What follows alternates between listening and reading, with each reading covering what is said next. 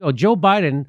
Now, they said, if you care, Noam Chomsky said famously, if you care about the environment, if you don't want your grandchildren to be living underwater, do you want your grandchildren to be living underwater? That's what he said. So meaning that you have to, if you don't vote for Joe Biden, there will be a catastrophe. As if voting for Joe Biden isn't a catastrophe. That's just hilarious. As if Joe Biden is going to stop climate change. That's it's just nuts. Because guess what? He's not stopping climate change. Joe Biden is accelerating climate change. Does that help? Does that help clear things up? U.S. drilling approvals increase despite Biden climate pledge. His real pledge was, I'm not banning fracking. He said it over and over and over again. And then Josh Fox, the guy who did the anti-fracking movies, told you had to vote for Joe Biden. That's how twisted people are in America. Approvals for companies to drill for oil and gas on the U.S. public lands are on pace this year to reach their highest level since George W. Bush was president. The days, when George W. Bush was president, those are the days that Nancy Pelosi yearns for. You know that? Remember when she said that? Oh, I miss the days of George Bush. Remember when she said that? I remember when she said that. Mm-hmm. The Interior Department approved over 2,500 permits to drill on public and tribal lands. Oh, my God. In the first 6 months of the year.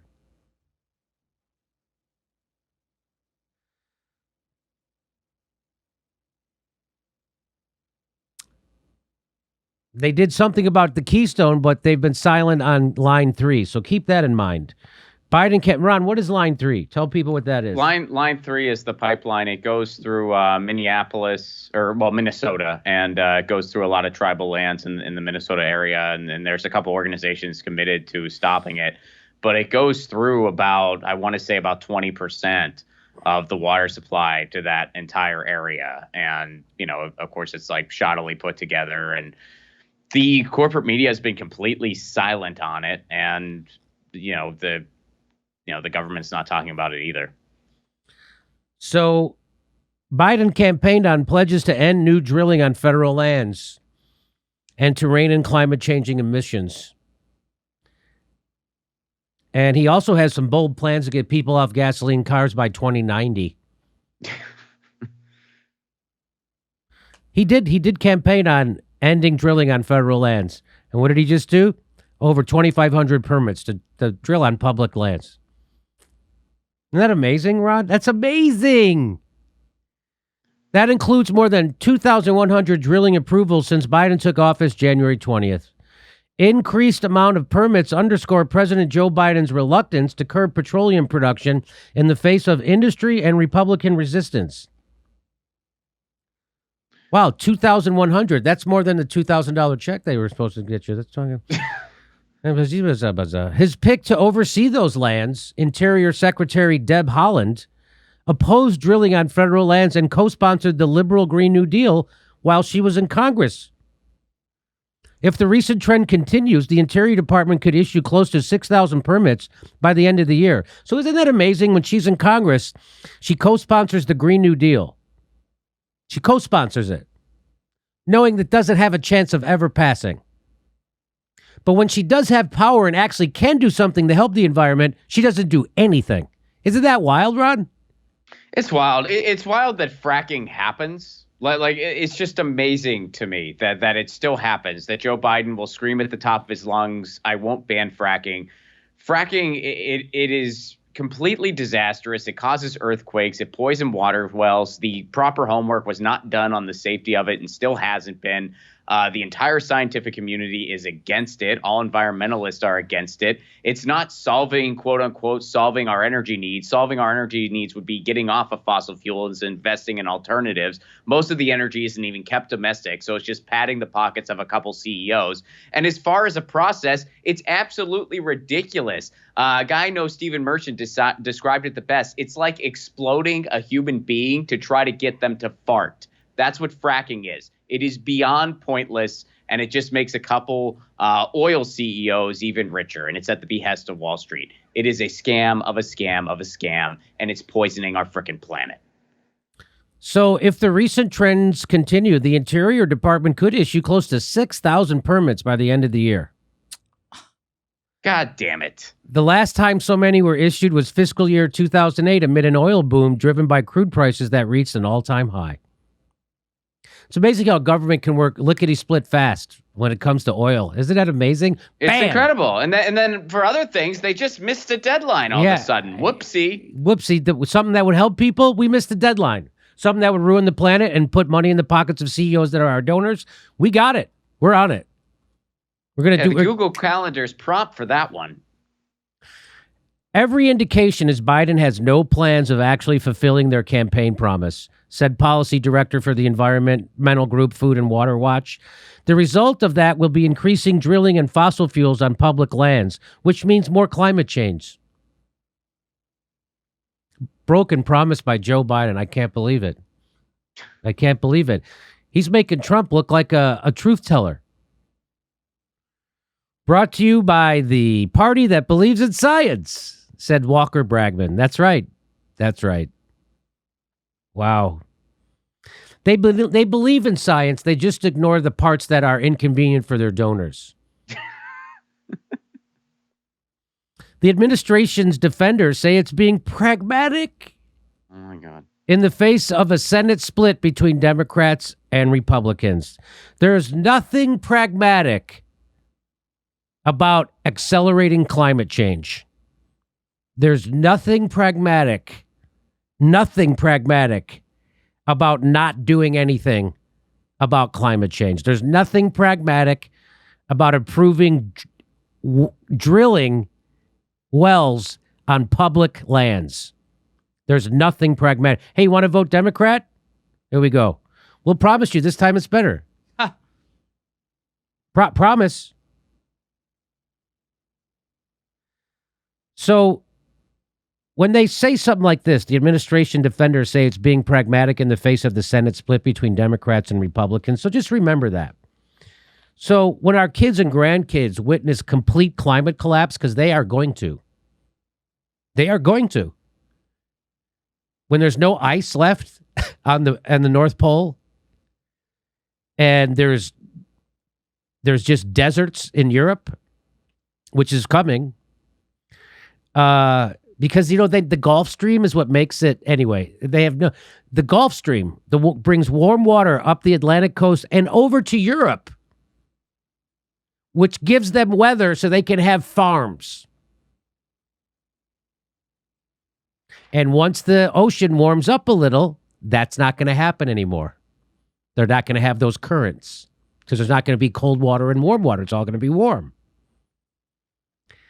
So when our kids and grandkids, so just think about this. The administration defenders say it's being pragmatic in the face of a Senate split between Democrats and Republicans. So when our kids and grandkids witness complete climate collapse, we can tell them, hey, at least the Republicans and the Democrats got along. It wasn't all for nothing. No. We had to make sure everybody was polite. And we tone policed everybody. Biden is harm reduction for those of us who don't require non-toxic air or water. When you think about it, harm reduction is a strange concept. It means we're going to harm you, but we're going to harm you less. If I had my druthers, I'd vote for harm elimination. It's a campaign slogan I'd get behind. Yeah. Someone harm elimination. On a Zoom town hall earlier tonight, AOC praised Biden and said that he has definitely exceeded expectations and claimed that the actual conduct of the administration has absolutely been in good faith. And there are YouTube hosts who tell you can't be rude to them. You got to be nice to her so she still likes you. That's what they say. You think I'm kidding? You have to be nice to them. I'm pretty sure that's Kyle Kalinski's message, is that you have to be nice to politicians so they don't get mad at us. and they'll still listen to us, even though they don't listen to us. I say we should scare the shit out of every politician who isn't doing what they promised us to.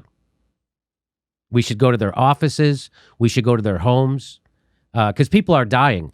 I know people who say we have to be nice to them aren't dying and are rich and have gold-plated health care, millions of dollars. I know that.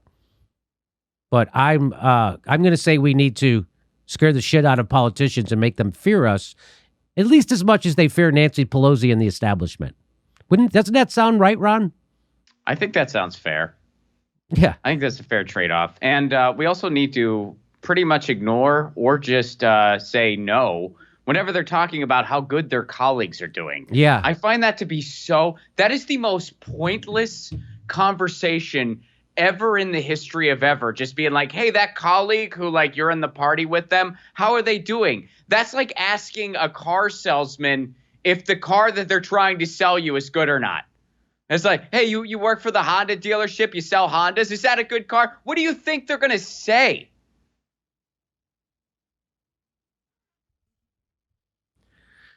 Representative Jayapal says President Biden has risen to the moment. Yeah, for his donors. How do people take this kind of lying? So I would say to Kyle Kalinske, doesn't when she lies like this, isn't that burning a bridge with us? Isn't that when they don't do a goddamn thing that they said they would? Isn't that burning a bridge with us? What is your mechanism to hold them accountable? When she's obviously just pissing in your face right now, because that's what this is. And you're just like, oh, it's good. She's my friend. I like you. Come on my show. I like you. We're good people. We won't be mean to you. I certainly won't raise my voice like Jimmy Dore. She says President Biden has risen to the moment like a true Justice Democrat. Isn't she? Like a true Justice Democrat. But I really do give him an A in what he's done so far. It's been bold. It's been progressive. It's been what the country needs. Tell that to the millions of people about to get kicked out of their house tomorrow. Tell that to the millions of people living under fucking bridges. Tell that to the 100,000 people who died from COVID because they didn't have Medicare for all. Because 100,000 people would have been saved if there was Medicare for all. So this is a liar. This is someone who's a liar, who's a gaslighter, and who is not fighting for you. And this is someone who we should make afraid. This is someone who every YouTube host should say, stop voting for her and stop giving her money, and then see how she handles it. That's how you hold people accountable. You don't hold them accountable by being nice to them. And if you think that, you're the chump of all chumps and cucks of all cucks, and now I get it. I get it why you weren't at those marches last Saturday giving a speech. I get it. Because you're a nutless coward, and you're protecting people like this. And until you tell your viewers to stop voting for them and to stop donating to them, you're part of the problem. You are now bolstering the establishment. There's no doubt about it. And if you say we have to be nice to them, you're bolstering the establishment and you're hurting the movement. What the movement needs now is to put the fear of God in these motherfuckers. And when YouTube hosts coddle them and protect them, that's deleterious to the movement that you're supposed to give a shit about. Have some fucking balls. Stop pretending you don't know how politics works. And fight for something. Actually fight for something. Ruffle some feathers, you fucking nutless wonder. Fight for something. But you won't. That's why I'm doing it. That's why those people were doing it on Monday at AOC's office. That's why those people were out there last Saturday. And that's why you weren't. Because you're nutless and you'll never fight for shit. There's another person grew up in a corporate lawyer family, never fought for anything, never needed anything. She reads a book. He's not where he needs to be. I get it. But climate change alone should be enough of a reason to vote for Biden over Trump. Oh, really? See, these are the sheepdogs of the Democratic Party. They'll find any reason to keep you voting against your own interest. And they'll tell you, they'll never mention what Lawrence O'Donnell tells you. You got to stop voting for them. You got to stop voting for them. Because they're never going to listen to you. Joe Biden doesn't give a shit. You want to look this stupid? Keep voting for Democrats. Nick is a Fred Hampton left. Hey, how's that going for you? How's that working out? Anything you want to add to this, Ron? Joe Biden to ban fracking now. We need to ban it now. We needed to ban it a long time ago. There is absolutely no reason for it at all. It is a scam of a scam. And anybody who sugarcoats it or says like, oh, economy, this or that, no, it's bullshit. Right. It's just padding the pockets of rich people. It should be banned, and you should not vote for any politician who supports fracking. Ever. And fuck anybody who tells you to vote for a politician who supports it. And Ron, what do you think? Why do you think people who consider themselves progressive leaders, progressive YouTube hosts, why do you think they weren't at the Medicare for All rallies? You were at the rally. I was at the rally. I was there. What about all those shit libs who host YouTube shows who claim to be progressives who weren't there? Why do you think they weren't there? Your guess is as good as mine, man. I mean, I guess it's about access. Like you said, like they're trying to be, friends with politicians and stuff like that. And I don't care about that. I mean, if we're being honest, like the few peeks under the hood I've had where I've been around politicians, it's been an unpleasant experience 90% of the time. I come off, feeling even more cynical than I was before. It's a system that I don't have any respect for whatsoever. And I feel like if everybody had the peek under the hood that I've had in the past 5 years, they would have the same lack of any respect for our system that I have. Well said. Chicago, we've added a second show August 7th. Go to jimmydorecomedy.com for a link for tickets. We're going to be in Chicago August 7th, and then we're going to Portland. We're going to Sacramento. We're going to, where else are we going? We're going to Las Vegas. We're going to lots of places. Go to jimmydorecomedy.com for a link for all the tickets.